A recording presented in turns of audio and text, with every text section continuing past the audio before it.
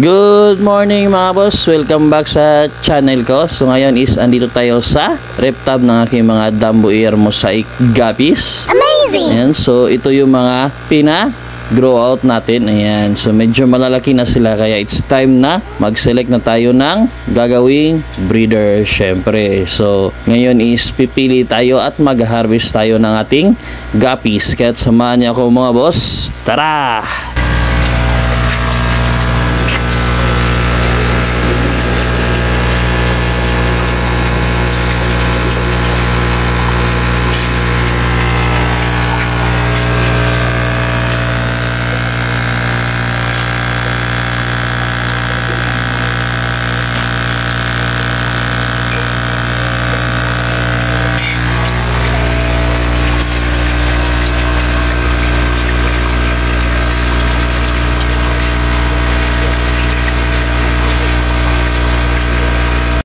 So, dadali na natin to mga boss. So, meron tayo itong maliit na fishnet. Ayan. So, ito yung mga dambo natin. Ayan. So, dadali natin to sa kabilang side ng ating backyard mga boss. Ayan. So, para masimulan na rin natin mga boss ang pagkali ng ating mga breeders. Ayan. So, andito na tayo sa kabilang side ng ating backyard mga boss.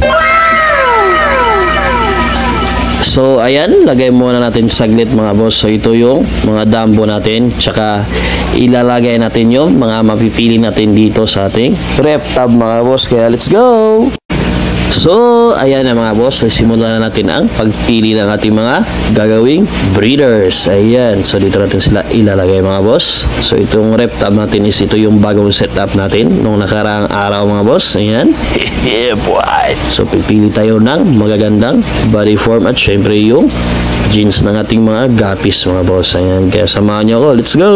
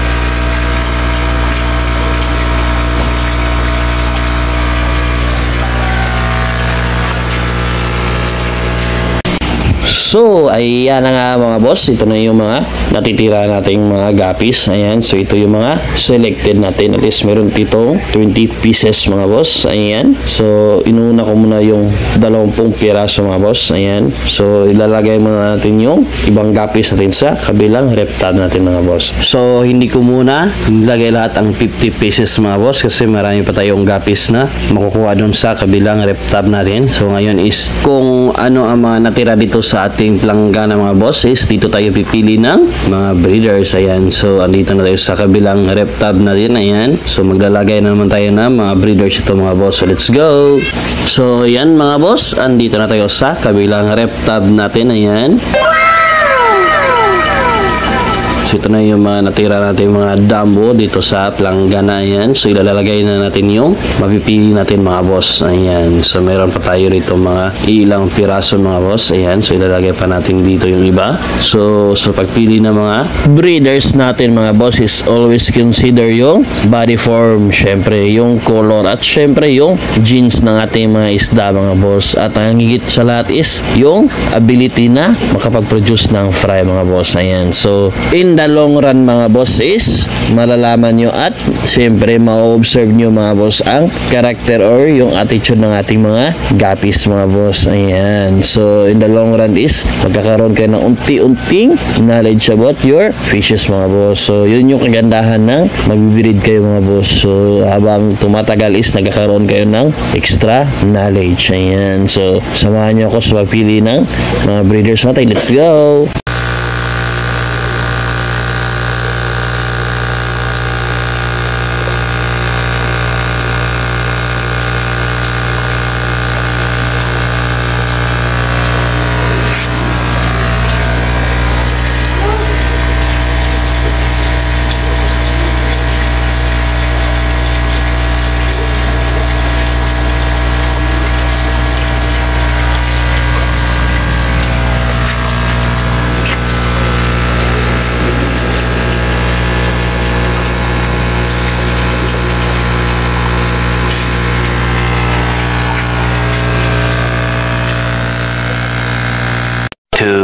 Years later.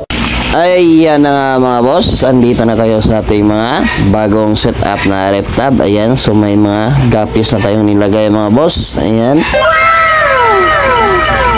Ito na yung mga Dumbo Ear Mosaic guppies natin. Ayan, so meron tayong 20 pieces mga boss. Ayan, katulad doon sa kabilang reptab natin. Ayan, so pakita ko pa sa inyo yung ibang update natin mga boss. Let's go!